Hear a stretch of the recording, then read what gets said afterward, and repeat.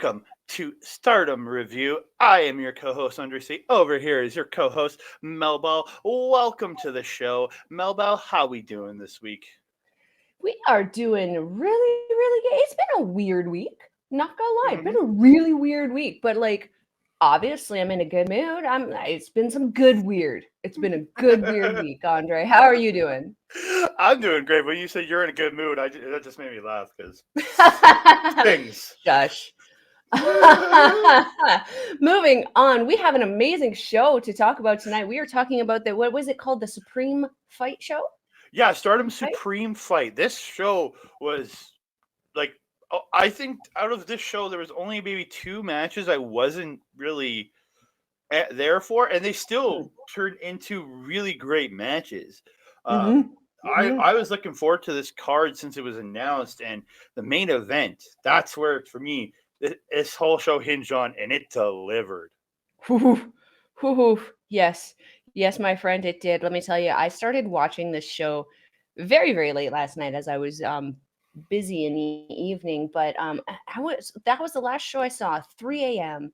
I'm sitting here absolutely enamored by that match. Let's get into it because I feel like this first match, it's going to be a doozy to explain.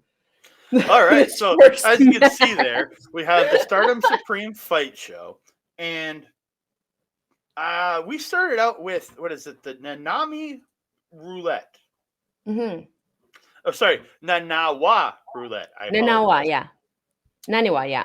So, as I watched this match, I had to figure some things out. Because just like a Captain's Fall match, they don't explain the rules. Well, they do, but they're in Japanese, and we don't understand Japanese. So we'll get there one day. Someday, I'm very slowly learning. So I was looking at this, and I thought, so as I was watching the match, I realized, okay, so you can win by pinfall, you can win by submission. Those are the first couple. And then I find out there's a time limit draw of 5 minutes. Then I find out if you go over the top and fall to the floor, you're eliminated. So, yeah. it was a bit of this was the closest I think I would say to a North American cluster, but more organized. To be honest, this, I don't have extensive notes on this. When I say extensive, it's like this person came in, they did this, they left. Yeah, that's my notes. There's a couple of the matches that I have more notes, but those were the longer of these little. So we're going to get into it. So it's essentially a gauntlet match. Is what this is, a random gauntlet. So it's Mai Iwatani enters first, and she's supposed to use the person that created this match, just like Chris Jericho created the Money in the Bank. And then the second entrant is Waka Tsukiyama. And so Waka pretty much dominates this match almost the entire time. Momo in the end hits the Dragon Soup. Oh, sorry, Maya. Did I say Maya? Momo's later. Mai Iwatani hits, Mai Iwatani hits the Dragon Suplex Bridging Dragon Suplex to eliminate Waka Tsukiyama. Next person in is Momo Kogo. So here's Momo. That's why, because it was right below the next note down. So it's the tag partners are fighting on the apron. In the end, Mayu applies like an arm trap stretch muffler and gets the submission on Momo Kogo. And then out comes Miyu Umesaki, making her return since getting injured and having to pull out of the last big show. Really good spot, but rolls back and forth. Miyu gets that DDT. Her DDTs are great. Really good. Mayu gets the wheelbarrow, like a wheelbarrow positioning to hit a suplex, and then pulls it into like a dragon suplex. It was like a standing wheelbarrow dragon suplex. So cool. And Miyu taps out. I mean, how can you not? Did you see how her back was bending? My goodness. She was bending like a pretzel. And then fifth is Tam Nakano. So this is where I think this might have been the best 2 pairing outside of the next 2 pairing out of the entire show. These two killed it. They have 5 minutes, and they just wrestled the hell out of each other for 5 minutes. like just think of everything Tam does, she does it. You get everything Mayo does, she does it. It was an absolutely insane 5 minutes. And then as was it Mayu hits bridging dragon suplex, and the ref counts 1, 2, and his hand is coming down, and Tam kicks out, and then the bell goes. So I thought that the ref counted because the ref hit the mat. I thought too, yeah, that After he hit she 3. kicked out. Like, he hit the mat. So I thought, okay, they're counting. Okay, there was a mess up here. She's supposed to be pinned. Or the bell announcer got a little trigger happy and rang the bell. And then I realized, and then it goes, the screen, everything goes black. And then, so I'm thinking, okay, Mayu's going against. So I'm like, okay, so eliminating Tam. Okay, nope, whatever. Not the case. And then out comes Mina Shirakawa. I'm like, oh, awesome, Mayu, Mina Shirakawa. And then then they do it again. And that's what comes on. I'm like, oh. And then I realized, then I had to research this after. It's a 5-minute draw. Because the 5 minutes behind. I didn't realize that. This was also where I discovered the over the top rope elimination part, because as Tom was up on the top turnbuckle there trying to do a dive onto Mayu while she's on the apron, poor little Waka still in the corner having a little aneurysm, like, no, don't do that. So I thought it was Waka turning on Tam. No, I thought she was distracting Tam so Mayu could get up there and attack her. Yeah, that's why I was super confused. And then I realized, she's like, no, don't jump. You could get eliminated. That it was when, and then, so the next match, it's when Tam does it to Natsupoi. Then I realized, oh, it's over the top rope elimination. Oh, and that's when I realized, this match was a learning curve for everyone. Just like a Captain's Fall match. We had to learn as it went. Holy man. Yeah, we really did. We really did. So we get the other great part of the match in Mina Shirakawa versus Natsupoi. Again, another amazing 5 minutes of just awesome women's professional wrestling. Like, everybody knows my love for Natsupoi and for Mina Shirakawa. Like, I love both these women. Mina Shirakawa is legitimately, her and Julia are my number one. They're both my number ones here in Stardom. And like, dude, that spinning back fist from Mina, that cartwheel bomb by Nat, just the pure athleticism from these girls was so flipping good. Like, I love this match. But again, this ended up in a they traded a couple pins, and then the bell sounds, and we get another draw. Oh, sorry, it was during the figure 4. Yes, that it happened, and the bell goes during the figure 4, and I think Mina got up almost like kind of celebrating. The ref like told her, no, time limit. You could just see her go. It was cut. It was, and then everything went, and it kept going black, and then going to the screen. Like, they turned the lights out in the arena. Yeah. It's like, oof, little shot in the dark there. The one thing I did want to say about this, sorry, 2 things. Mina with that top rope assisted DDT, where she got Natsupoi's feet on that top. Yeah, the green killer buckle and drilled her. That what? Green killer? Yeah, the New Japan guys keep doing that, calling the second green rope or green. Green. At least I keep hearing green killer. I don't know, but it's like, I guess it depends on who's doing it. If it's like a good guy, green killer makes sense. Greed killer makes sense. Well, they call it green killer when Kenta does it. So see, I heard greed. Oh, okay. Whatever. Internet and commentary, enunciate your words. Very much. Hey, so. It works out though. I'm terrible with move names, as everyone is very, very well aware of. Hey, you've told me a bunch that of by names. Mina. Amazing, as well as that dragon screw that she was working towards that entire match on Natsupoi. When she finally got it, she sent Natsupoi flying. I absolutely loved it. I looked it up. It is the green killer. It's listed as one of Kenta's moves. It's the green killer. Yeah. The color, not green. The color green and killer. It's essentially it's the DDT that Randy Orton does. It's Randy Orton's like Hangman DDT. Yeah. Yeah, on the second rope. Yeah. Yeah, but yeah. So but dude, these girls just killed it, man. 100%. 100%. And then we move on to the 8th and 9th entrance, which are Mariah May and Mai Sakurai. I loved both. This was so much fun. May looked so good and so dominant, like really showing off her power in this. I really thought, and May really showing off the athleticism this girl has. Like, it's so good. Yeah. In the end, May gets a pop-up slam, then hits the tombstone. I can't remember what the name of it's called. Happily ever after. Happily ever after. I'm gonna write that down. Because I called it. As soon as it happened, I was like, yeah, happily ever after. Oh, it's 1 a.m. I should probably not be screaming that. Yeah. So she gets the happily ever after tombstone and gets the win. And then out comes Thekla.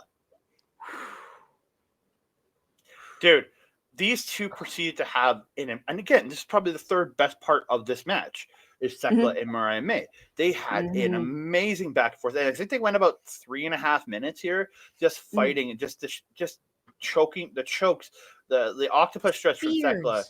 The spear from Thekla was crazy. Just they were great. And then they fought over the top rope and they were on the apron. And then they fight. And then what was it? She went for a kick. Yeah, and then they both fall. So it looked like Thekla kicked Mariah. Mariah went flying, but instead of just going flying, she grabbed the foot and yanked Thekla off with her, causing that double elimination, which disappointed me. I wanted to see Thekla keep going. Me too. Well, I want to see Mariah keep going, but that's my personal feelings. I'm a Club Venus fan, baby. But Mariah clearly landed first. Correct. So to me, that means Thekla's still in the match. Because technically when Mariah lands, that match ends because she's eliminated her opponent. But Thekla is Mariah lands, and then a second or two later, Thekla lands. So it's a technicality. Maybe we can argue that Thekla could challenge for the end of this tournament contract thing. Maybe she should be challenging Saki for the contract. I also just want to point out that her new entrance gear, holy hot diggity dang. Straight fire. Oof, I love that. That girl is like goals to me right now. Everything about her I want to have. Those shoulders, those arms, that swagger, that smile. I want that. I want to be Thekla right now. Yeah. I was disappointed to see her eliminated. Yes, I was disappointed to see Mirai May eliminated. So then we get the pink is really growing on me, and she is doing so super well. Like from the moment we saw her, she's just been getting better and better and better and better. My goodness. So we did get to see 2/3 of Club Venus in this. Xia Brookside actually is back in England was in England for this weekend, working a couple shows. I think England. She was working shows outside of Japan this weekend. She had committed to, so she was not on this card, which is disappointing because I love me some Xia Brookside too. Yeah, it would have been nice to see her. So 11th and 12th is Natsuka Tora and Momo Hanazono. That name hates me. Again, this is a battle of power, really good battle of power. But again, this is a battle of Tora's power versus Hanazono's kind of weird, crazy. She's like Yano. And then she has this bubble thing she comes out with, and at one point, she's smacking Tora with the flower. Then she cracks Tora with the plastic toy bubble maker, and then she trades. She trades it. Yeah, she breaks it part of it, and she trades it with Tora and takes Tora's pipe, and she swings the pipe at Tora, and this is where Tora just obliterates the rest of the toy over Momo Hazono's head, or Momoka's head, just shatters it. And bubbles everywhere too. Did you see that? Yeah, it was like a freaking wand where she racked her on the head and it was just like bubbles. Well, that was the one that Momoka did, and bubbles whenever. And then there's the one that Tora did, shattered. Tora. Oh no, but yeah, there was more there. But it was the same thing with Momoka when she hit the initial one on Tora.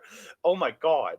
But in the end, they end up on the apron, and Momoka tries to German her off the apron, and she's dangling off the apron. Just kicking. She gets back up, and then Tora goes for the FU, but Momo hits her in the head with another thing, and they fall together to the floor. Now, this one I was very okay with because it seemed like they both kind of landed together on the floor. Yes. So I was like, okay, they're both double eliminated. Yeah. Anything that else one was fun. I enjoyed the confetti at the end, where she exploded the confetti and it scared Tora and they fell down. And yeah. Well, it was something she hit her with and exploded confetti, and then the confetti, make Tora fall. Yeah, but I really enjoy Hanazono. She's very much like a fun, almost carnival Interesting, version of Yano. interesting Yano. Yeah, less like Yano. So 13th we get Billiken Death.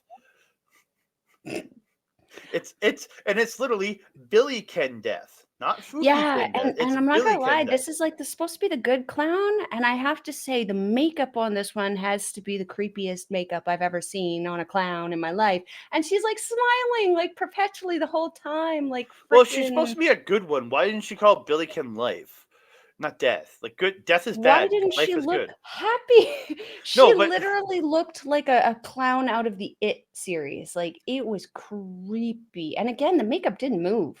and she's using Gunther and slash Timothy Thatcher's music, which just doesn't help to make it less creepy, because that's a great song. Don't get me wrong, Mhm. but paired with that just makes it creepy. Yeah, and then her mannerisms too. It's like they were so over the top, exactly what you expect out of a clown. But like at one point, she's like planking in the corner with her feet straight out, like, you know, doing that with her feet. And I'm just like, I know you're decked in gold and you're supposed to be the happy clown because you actually have a happy face. But I'm like, every time they went on her face, I was like, that is my nightmare. I Yeah, me didn't too. have a clown fear until I saw that clown. And now I'm like really unsettled.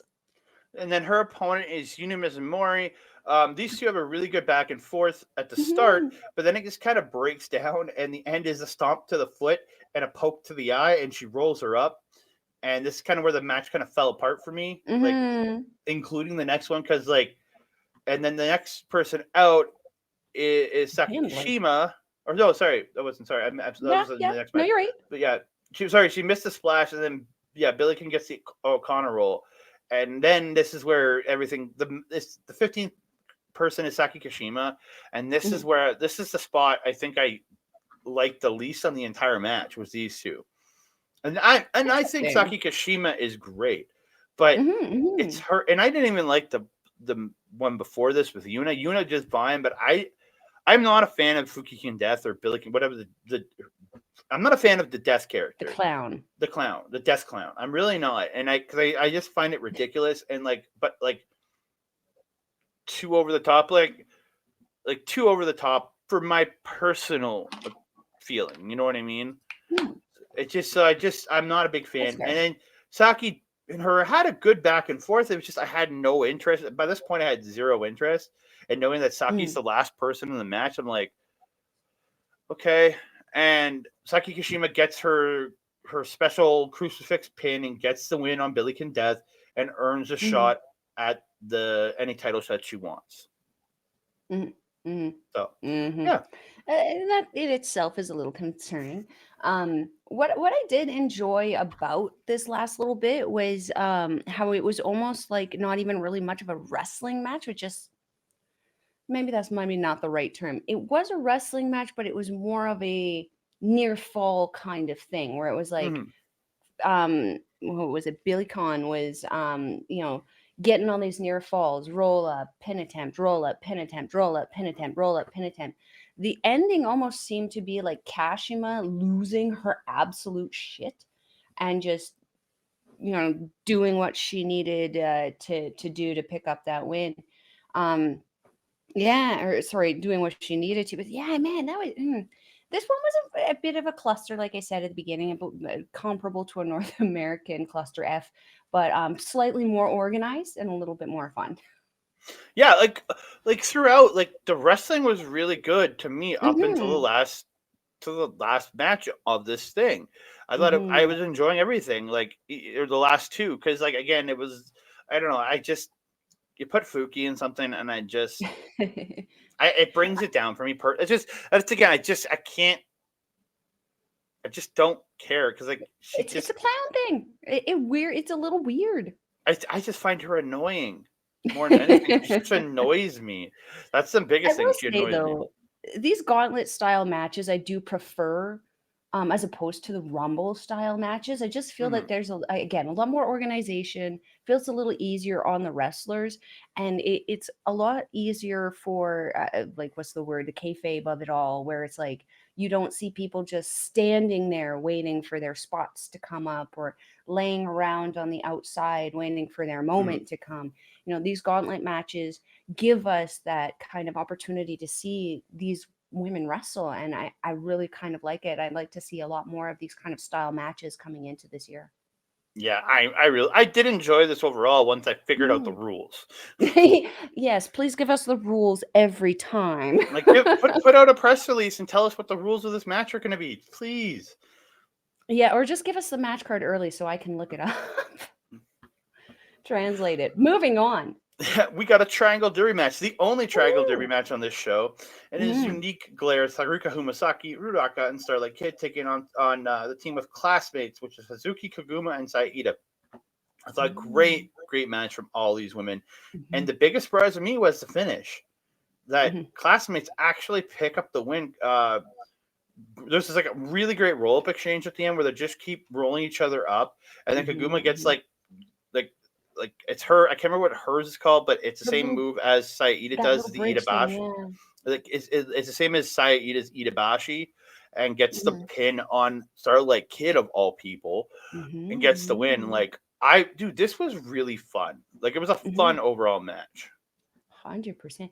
Each and every single woman in this match performed just 10 out of 10 for me. Starlight Kid and Koguma, they're kind of those high-speed girls.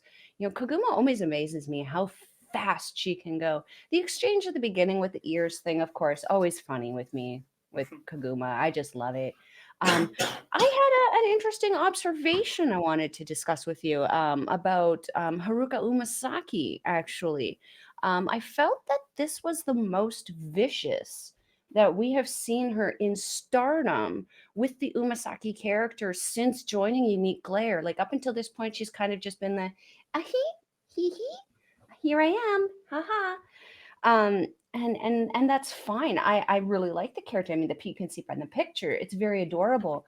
But this Karma character is known for being a lot more savage and a lot more vicious, as opposed to the Umesaki. And we saw a lot more savagery out of Umesaki in this match. Do you think, Andre, that they could be preparing to have this little changeover of Umesaki going through an identity crisis and kind of almost transitioning into the Karma character on Stardom? I would love to see that, because like I prefer her other character than this one. I really do. Or it's just, I think it's a more interesting character. You know what I mean? Yeah. So again, it's a personal opinion and all, but yeah, I just like it's just.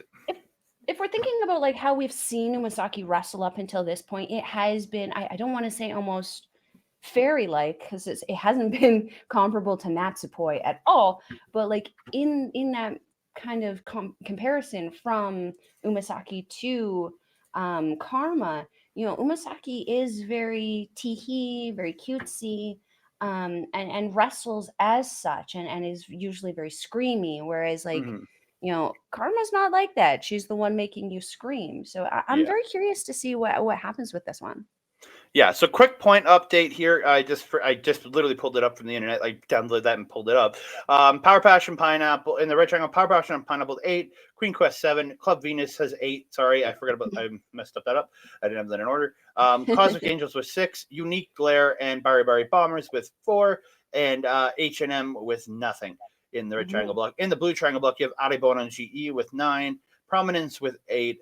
Rebel X Enemy with 6, Oedatai or Gold Ship with 6, MaiHime with C, and Classmates now getting up to 4 points to join MaiHime with C at 4 points, which is really weird. The women are about to challenge for the tag team titles are at the same point level as Classmates. It's just odd as hell. And then Lollipop alone in last with 0 points. Yeah.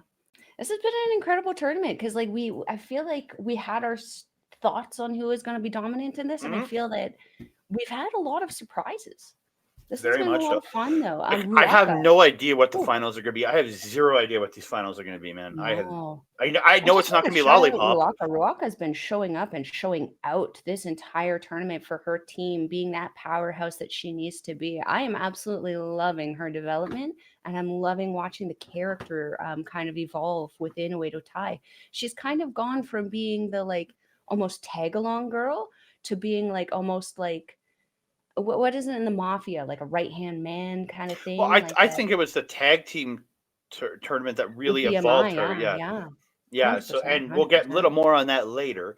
But Yes, yeah. please. Yeah. So we're going to move on to the 6-woman tag match. Oof. It is Queen's Quest Azumi, Lady C, and Utami Hayashishita taking on God's Eyes, Amy, Sohrei, and Syuri, and Konami. I have never watched a Konami match personally because because she retired a little while Just before we we started, started doing this. Well, about 6.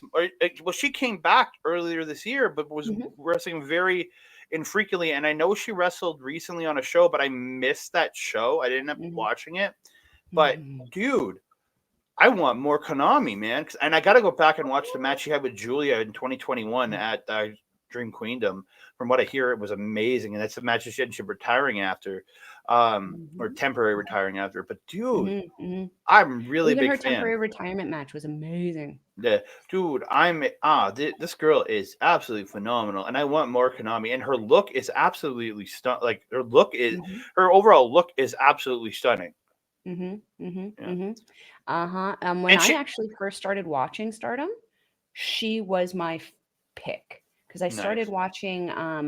When I first started watching Stardom, she wrestled I think 4 more months before doing her soft retirement, and for me, she was in Oedo Tai, Andre Oedo Tai. So you can imagine how much of a badass this woman was being in the faction of Oedo Tai, because at that point Natsuko Toro was not hanging around. She had that torn ACL, so she was out on injury. So Konami was kind of being that, and you can see from her body language, she kind of hunches a little bit. She has that intimidating, almost Shayna Baszler-esque kind of but if you watch her in this match, she it was less of that. But think about it in Oedo Tai. Because you can just see it in you just look at the picture of her on here. It's that hunching look, like you see there. It's that hunching look right there. That's actually her Oedo Tai gear too. Yeah, I was gonna say I would assume that's probably her Oedo Tai gear. Yeah. But she's absolutely amazing. She was the one person who actually really caught my attention and pulled me into Stardom. So when she retired, I was like genuinely emotional about it because I was like, no, this was the person who brought me into this. I just got into this. But it also introduced me to Utami, who, Andre, what did you think of this match overall, though? I had a lot of fun watching this. I think, again, this is something they've been doing a lot with a lot of Lady C matches. This is a Lady C show, along with a Konami, but it's also a Lady C showcase because she really got a lot of great offense in this. The choke slams, that just doing as I'm now calling it, the lady toss to Konami. When she does a spin into, I'm going to call it the lady toss now. Until I get an official name for it, I'm calling it the lady toss. But yeah, in the end, though, C rolls through an armbar by Kenobi, hits the choke slam, but Konami fights goes for the choke slam, but fights it off, and she gets an enziguri, and then gets like a leg, like an arm trap leg around the head DDT. And then it's applies a modified armbar to Lady C, and Lady C has to tap out, but awesome. She has no choice. Awesome finish. I've never seen a submission like that. Never seen a submission like that. It's absolutely incredible. And this is just that is scratching the surface of what Konami is actually capable of. This match for her, utterly incredible. But as someone who's been a fan of her, and you need to believe me in the same way I told you Thekla, this woman. Oh, I'm already in. I absolutely, at that beginning with Konami and Azumi, just that high speed, high strike, high submission technicality. Holy heck in hell. That start, I was just like, yes. I'm all in on Konami, man. This one match has made me go, so great. Yeah, this girl's gonna be something. Syuri probably already again, is, but super moody in this one. But again, I love Syuri without the belt. Her attitude is phenomenal. We're seeing this personality out of her that we weren't quite getting when she had the title, and I'm absolutely living for it. The last thing I want to say is there was one point when Utami got in here. I mean, she just tanked her way. Obviously, Utami is a tank. She tanked her way through everything, having a great standoff with Ami, showing off her both of their powers in this situation. But there was a really, really desperate power bomb that Utami had to pull off on Konami because Konami was just wrecking her shit. She just had to pop her up. She barely got her all the way up and dropped her. I was actually very. I really wrote it down as a power bomb style slam, is what I called it. I didn't even know it just looked super desperate, and in that moment, because again, Utami was getting wrecked, and it was just like, stop it. That was essentially a forced timeout on Konami right there. Yeah, I absolutely and she pulled a knee loved bar, it. and she pulled a knee bar out of it too. Like Tommy getting a knee bar out of that too. So yeah, really good. Like Absolutely great match. really good back and forth there. So we move on to the next match of the evening. So far I am 1-2 on no, sorry, I think I'm 0-3 on my picks for this show, because I made some picks going into this show with Common Ground MTG. He was asking what's your picks for the show, and so I gave him my picks. I'm gonna pull it up right here right now. I want to see where I'm at. Sorry. Yes, sir. Okay, I did pick Classmates to win, so I am 1-2 right now, because I picked Queen's Quest to beat God's Eye, and and I picked Mina Shirakawa to win the roulette. So yeah, so far not so great. So we're going into this one. It's Mirai versus I rolled up. Chihiro Hashimoto.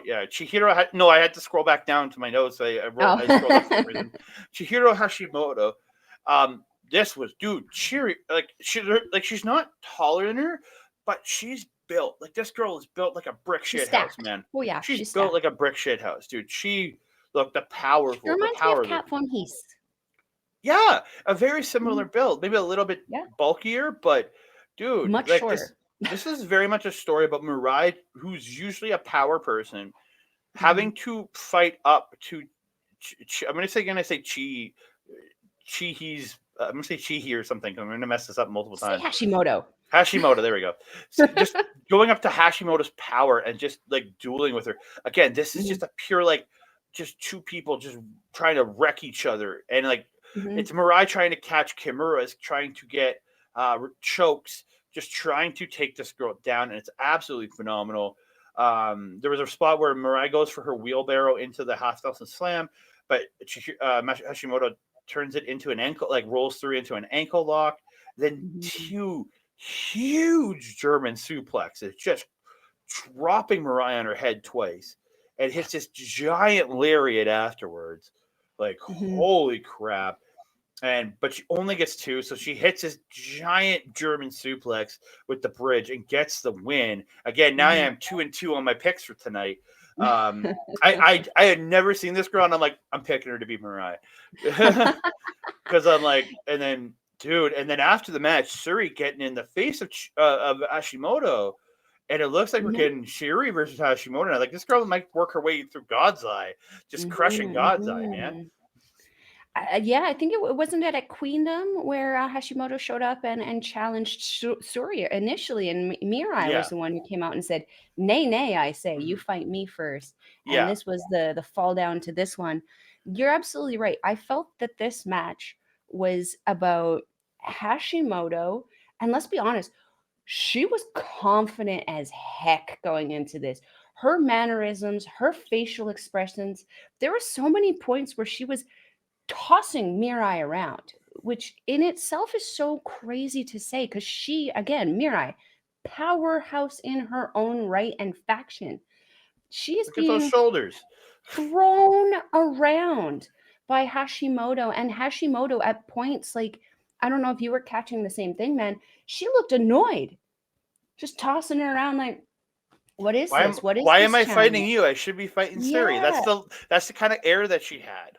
And she proved what? She had that confidence that almost came off as arrogant. And I loved it because it was similar to you. and you I feel the same way about. And yeah, this was having an answer for everything that Mirai was throwing at her. It was like she had studied absolutely everything about Mirai, down to the subtle nuances that she knew when she was setting it up, so she knew how to reverse it. She had an answer for absolutely everything. And it was like, you can tell, I think at one point it was frustrating Mirai, especially when she's starting to take those shots to the face, and she was not holding back on those. She was cranking Mirai right across the face. There were some points where I almost felt like it almost like snapped Mirai back into what was going on. Like she would take a hit and just be like, "Oh, what? I'm getting smacked here." Yeah, and like this was about domination.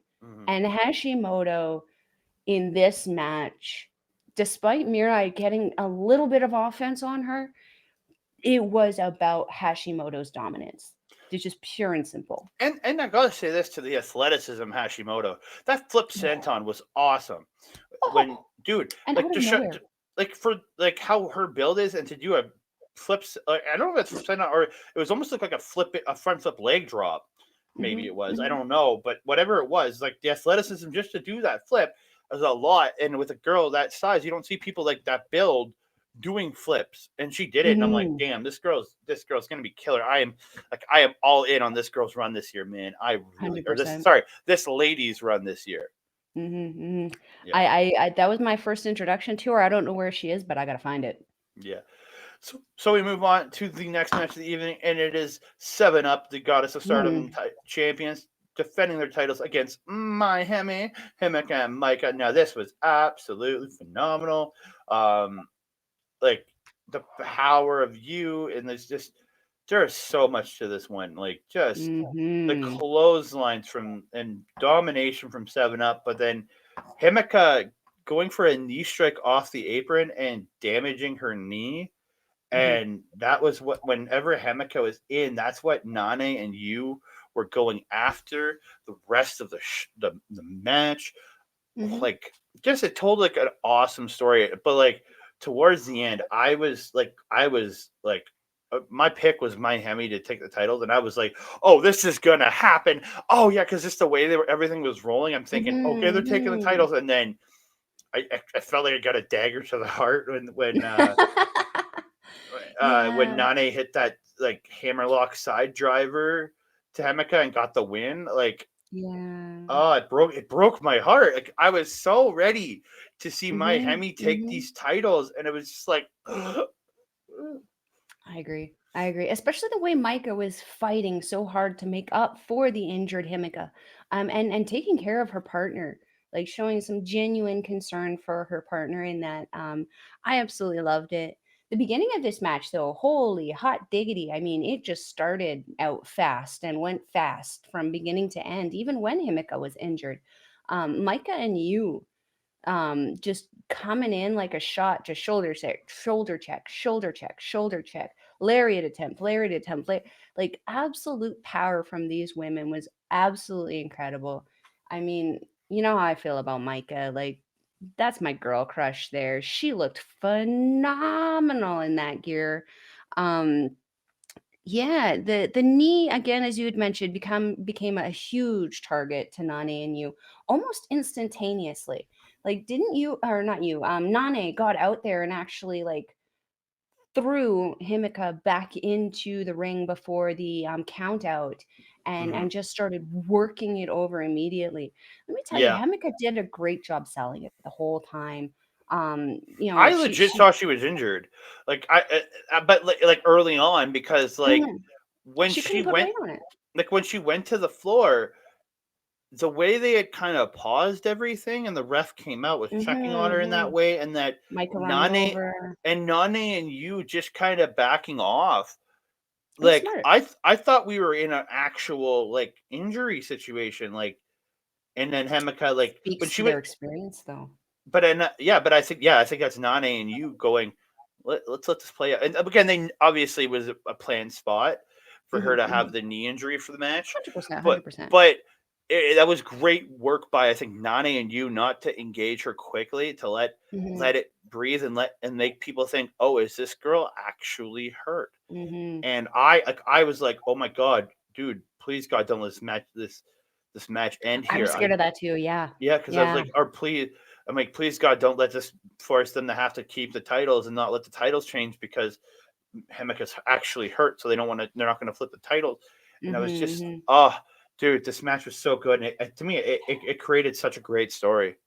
Oh yeah, 100%.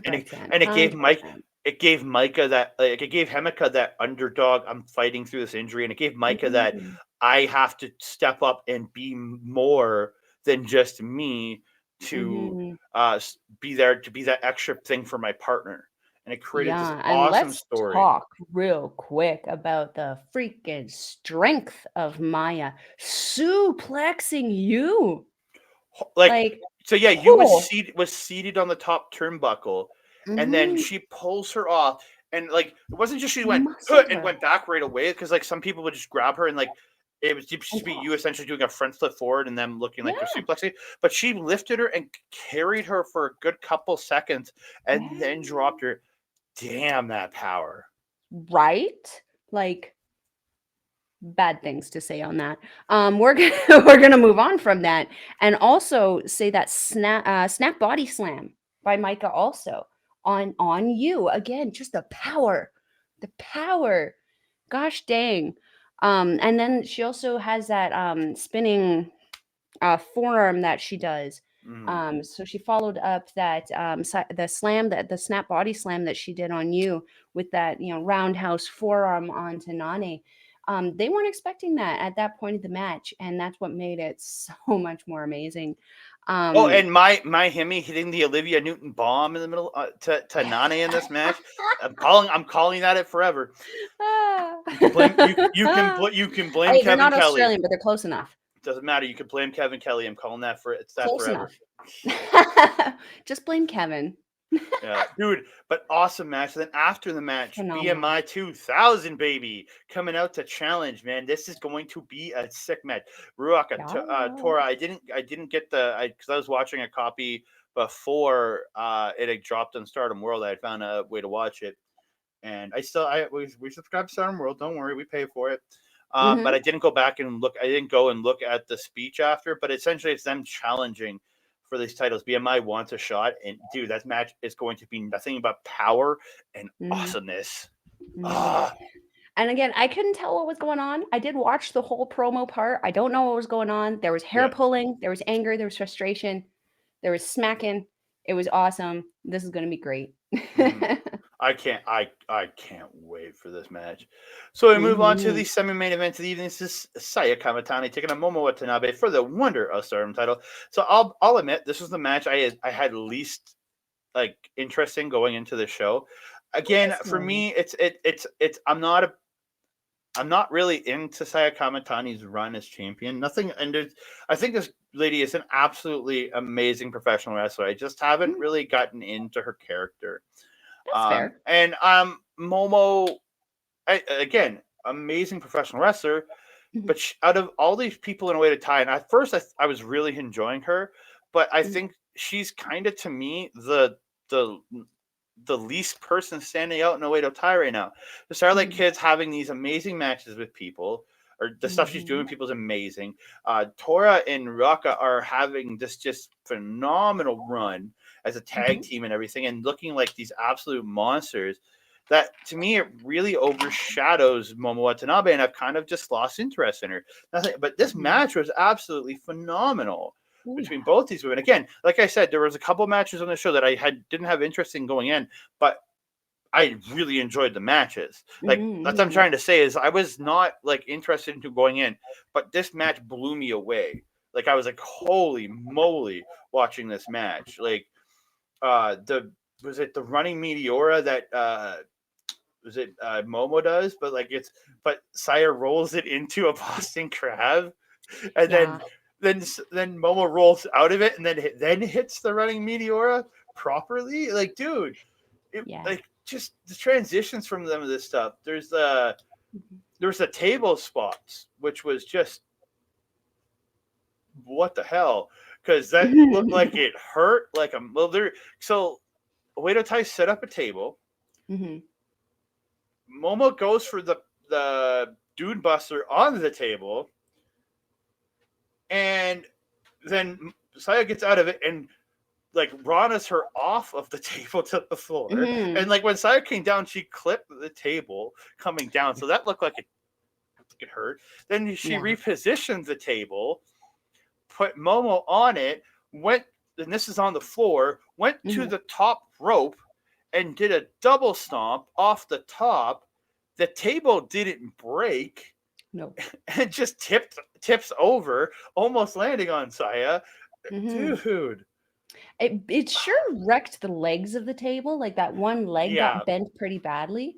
But like when tables get brought up in Japanese wrestling in particular, I get very, very nervous. Not just because that wood seems to like cut people up really easily, as we've seen on Ibushi, as we've seen on Kenny Omega, as we've seen on Juice Robinson, as we've seen on Kenta. But then on top of that, you can see as they're setting it up, there's the black frame that goes around the entire wood frame. It should be removed. Table. But then on this one, Andre, did you see? They had, it looked like a keyboard holder underneath the table. So there's a secondary metal wire structure. I didn't even notice that, but yeah. So yeah, when I saw that, I was like, that's not breaking. I don't even think a dude could break that going on that. But when Saya got up on the table, I did notice the wood buckled under her weight a little bit. So I'm like, okay, she's not very heavy. Well, the two of them together were on it. So like you gotta, and then especially when Momo picks up Saya for the dude bust, that's both their weight in one spot essentially. That's true. And that's why I think it bowed a bit. But the table was like, you got to remember, Saya came down hard onto Momo with that stomp, and it did not break. So but two metal frames. The legs went a little bit. They went and then it tips over. But yeah, dude, it was. But that metal frame wasn't given to these girls. They're gonna break before the metal frame. Yeah, dude, this was insane. There was a great poison Rana by Saya Kamitani, like that.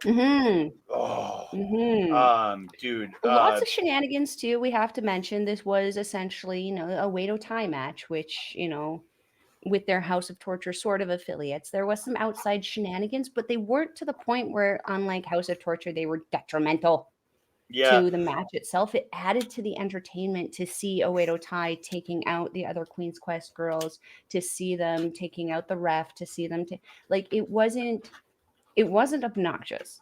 It was fun. Yes, let me get to the end here. Saya ends up turning the Peach Thunder driver into a bulldog, which was really cool. Saya gets a backslide to Momo and then flips her over and Kamagoys her in the face for a 2. Saya hits the Peach Sunrise and then the Star Crusher, but still only a 2. And you're like, what the hell? So she goes up to the top, hits the Firebird Splash, which is the 450 splash, and gets the win. Oh my God. This, again, I wasn't super like this one. I was like, oh, okay. Oh, well, it'll be good. But dude, these two killed it. Yeah. I've officially put this one into my list for matches of the year, but it's down towards the bottom of the matches I have put into my list this year, because I have a certain threshold of matches. If it's not at least a 4-star match, in my opinion, it's not going on my list, because that's not it. There's got to be a cutoff at that point, because we got so much more, and we got so much more coming this year. So, but dude, like the next match, dude, this I will tell you where this one ranks. We are moving on to the main event of the evening. It is the World of Stardom title. It's Giulia defending against Suzuki. What's that line you always use? Boy howdy. Boy howdy, this was a banger. Boy howdy yeehaw. Yeah, dude, these two killed each other. Like, you thought Syuri versus Giulia was insane. This wasn't like, I wouldn't say this is that quite there, but like this far away. These two went to war with each other. Equal for me. But that's also because I enjoyed the personality of Suzu in this one versus the personality of Syuri in the Queendom show. But these two, and these, like, they have such a good personal history. This might, but just I think everything that led that match to be what it was. But this was so good. Running her into the chairs in the crowd, Suzu running Julia into the chairs in the crowd. The headbutts that Julia was smashing to Suzu, and then Suzu coming back, just roundhouse kicking her in the head and dropping her. Like, dude, the German suplexes from Suzu were just murderous. There was a spot where Julia gets like an Indian deathlock and like pulls her into a guillotine, but Suzu fights out and just starts slapping Julia in the face. So she catches the arm and puts it into a Kimura while in the Indian deathlock, and Suzu gets to the ropes. But like the whole thing is just this crazy. There was an apron spot where Suzu got Julia and like pile drove her into the corner of the apron, but like it wasn't her head that hit. It was like the top, like her neck / upper back that hit, and then just lets Julia go, who falls on the floor on her head.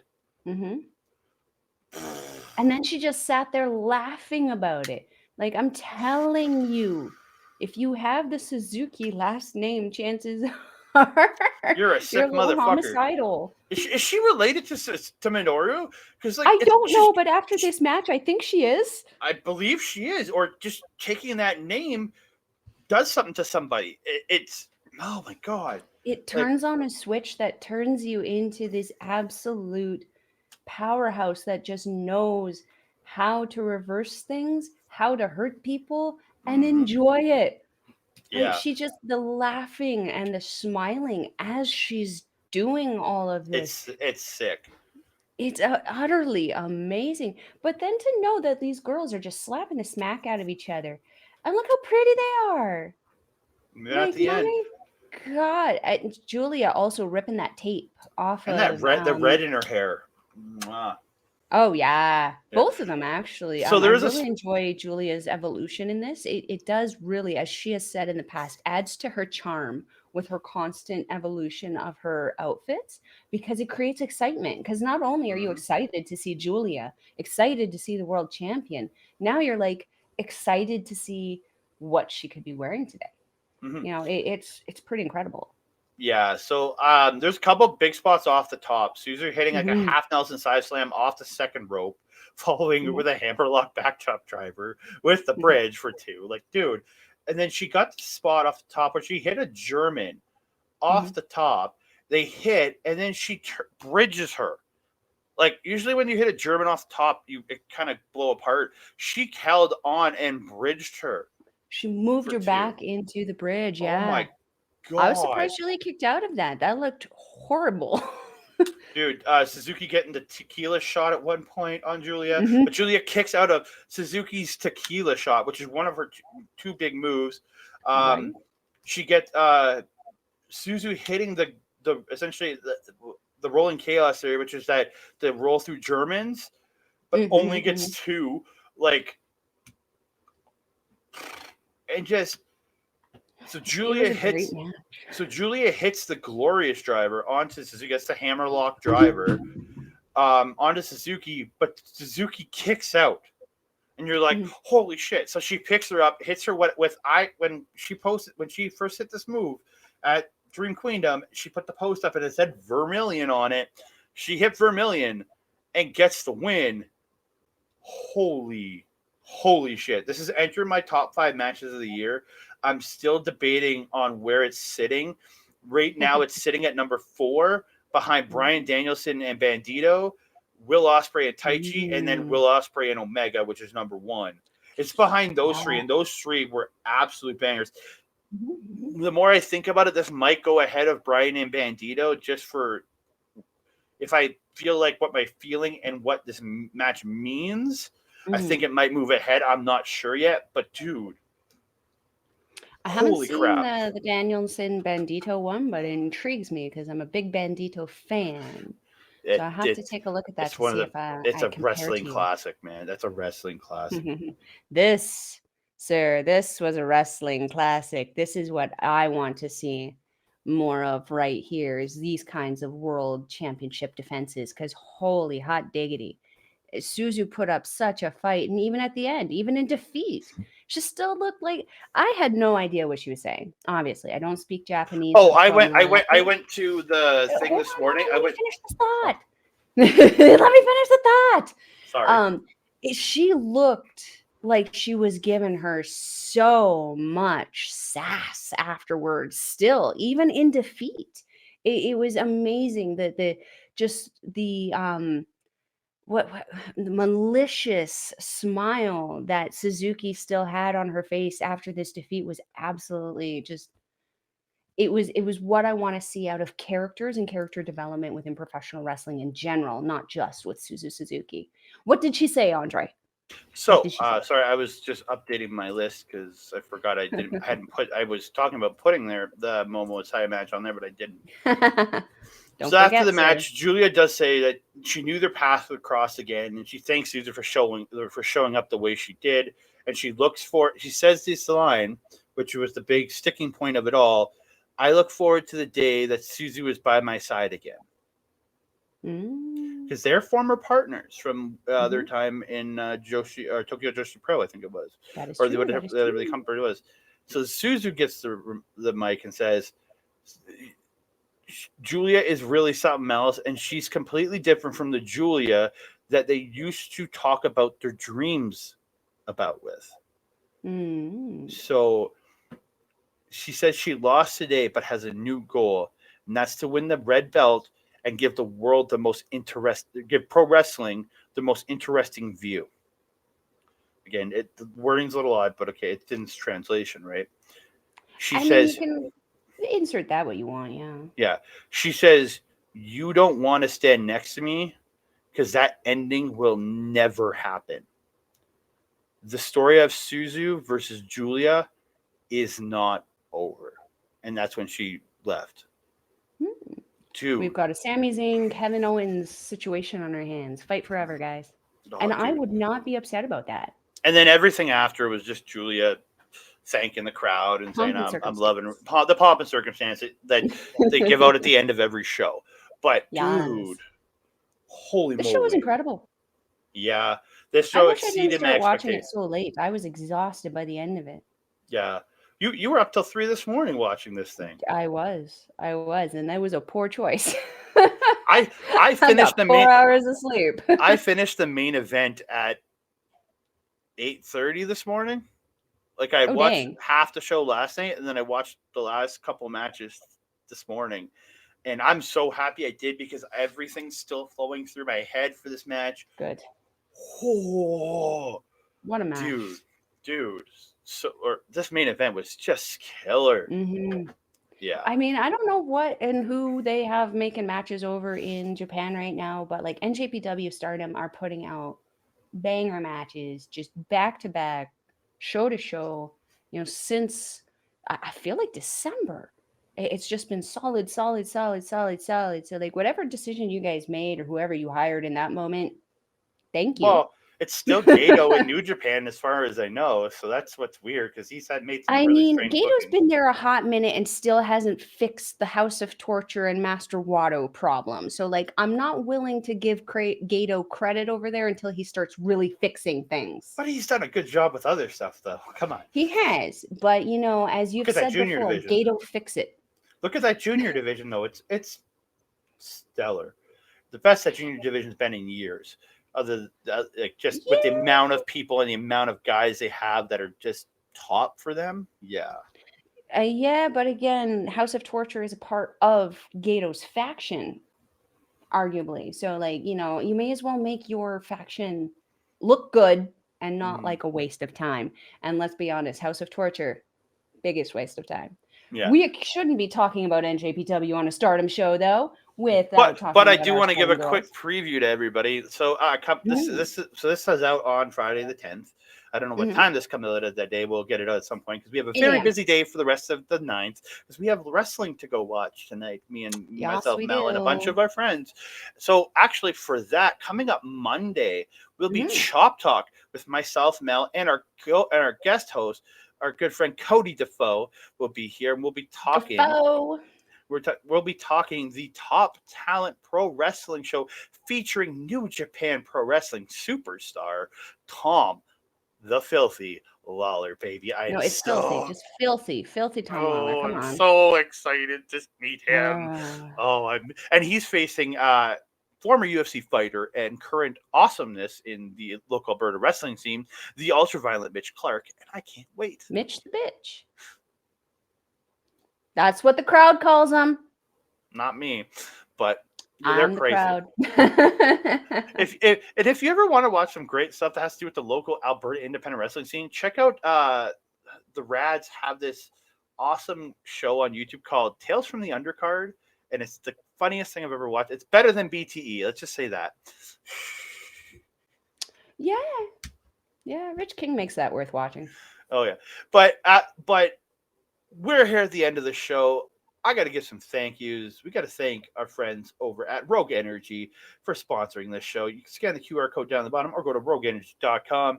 Promo code OLEPods for 10% off your order. And speaking of the OLE Pods, we got to thank our friends over at Our Local Establishment Podcast Network, baby.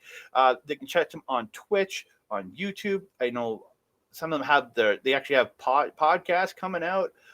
You can check them. I should bring up their information down here at the bottom. That would really help me for this one. You can catch them on Twitch at twitch.tv/ourlocalestablishment, on TikTok and Instagram at OLE Podcast, and on YouTube at youtube.com/@ourlocalestablishment.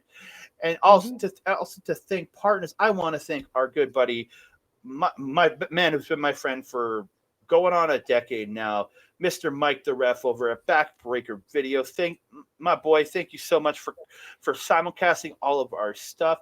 He puts out awesome content, wrestling, video game related. You can check him out on YouTube at Backbreaker Video, on YouTube at Backbreaker Gaming, on twitch.tv/Mike the Ref, where I did get to pop into the chat last night for a little while during the AEW show, but I wasn't watching the show. I was just getting updates from them in the chat with them while I was watching this. I was watching this show. So, dude, absolutely phenomenal stuff from Mike. And if you are watching us on Mike's channel, Backbreaker Video, please check out Andre and Melball Wrestling Talk on YouTube. Mel just dropped out and dropped back in. That was really weird. I was going to say what's happening right now. I'm just pointing. You dropped out of this stream. That was really, really weird. If you are watching us over on Backbreaker Video, please check us out, Andre and Melball Wrestling Talk on YouTube, on Facebook. Please check us out. Give us a like. Give us a subscribe. And I want to thank everybody that's liked and subscribed to our videos. I got to bring up his name because he's our biggest, one of our most well-meaning contributors of fans that are talked to us. It's Common Ground. Comments with us. Yeah. It's Common Ground MTG. Thank you so very much for all the engagement you have given us. We really do appreciate it. And to anyone else, put your comments in the videos. Send us stuff on Twitter, on the Facebook page. We will happily respond to you, unless you're a bot that's saying, "Hey, we want you to wear our jewelry," because we keep getting those, and that's just annoying. But thank you all so much for all the support you've given us and everything. And my friend, if you're wanting to watch Stardom live, you can go to the description box below there. I'll leave a link for you. It is Stardom, stardom-world.com. It is 920. I am figuring it out. I'm figuring out which one's which. 920 yen, approximately $10 Canadian. Might be a little cheaper for you if you're American because your dollar is better than ours right now. But if you want to go check out this incredible show or any of the other incredible shows, catch up on the Triangle Derby. So maybe you can let us know in the comments who you think is going to take that Triangle Derby. You can go there and check that out. Again, that will be in the description box below. Club Venus must be Andre's pick over there. And Andre, where else can the people find you in social media and what you're doing? I know you're doing something here with Our Local Establishment coming up. Yeah, so scroll down the bottom, you can catch me on Twitter at the Canada Guy, Instagram at the Canada Dude. I don't have it written in here, and I got to write in for Mel too. I got you can catch me at that Canada Guy on Mastodon, and I'm also at that Canada Guy on Hive. Again, I don't post much on those because again, I'm still very new, getting used to. So I'm not good at social media to begin with. Everything's Mel. She's amazing at this. And also, I'll be on OLE next weekend, the weekend of the 17th, 18th. We haven't set our day yet, but we will be on that on either Saturday or Sunday on the 17th or is it 17th? I think so. Or sorry, the 18th, 19th. We're going to be on either the 18th or 19th. The 17th is the day Ant-Man comes out. I'm going on the 16th to watch it that evening. I'm going to watch, and we're going to talk about Ant-Man and the Wasp: Quantumania with myself and Old Ed, and we don't know yet if we're going to have a third person on the show yet. And we'll be reviewing the movie, and I'm going to put this out there to anybody. It will have spoilers, so. Mm-hmm. We're going to talk about it. It is a movie review. That means there will be spoilers, you guys. Don't go into a review not thinking there's going to be spoilers. And Mel, where can we find you? So what is today? Today is Thursday. This will be out Friday, 8 a.m. At 5 p.m. today, you can catch myself and the amazing, beautiful, talented Astrid Pizarro on our show on our local establishment and on Astrid Pizarro's YouTube called Ladies Wrestling Showcase. We are going to be discussing the women that we want to see excel and just the women that you need to look out for in 2023 this year. Andre, don't give away my secrets. You got to watch the show to see who my top five are and to see who Astrid's top five are. I think you guys will be pretty surprised at the drastic difference in what Astrid and I have to say with the ladies. If you're wanting to follow a Melball on social. My goodness, I need some more rogue here. You can follow me on Twitter at Collins Melball. You can follow me on Instagram, Facebook, and Mastodon at Melball Collins. You can also hook up with me on Facebook at Andre and Melball's Wrestling Talk. Not in that way, Andre. It's Andre and Melball's Wrestling Talk. Jesus. Oh, Andre. It's too early for this ish. Anyway, come be a part of the conversation and hook up with Andre on Andre and Melball's Wrestling Talk. Hey, we're not going to judge here. We just like to talk wrestling. We post thirst traps up there anyway. You can find Soberano Jr. on my feed all the time. Oh, Andre, my God. Okay, we need to get off of here now. Do you have anything left to say to the beautiful people? The beautiful people. Thank you for showing up. Please like, subscribe, and comment. We want to hear from you. Oh, what a day. This was a fun episode, Andre. Fun episode. That being said, I am your Melball. That is your Andre. We will see you next time. Mwah.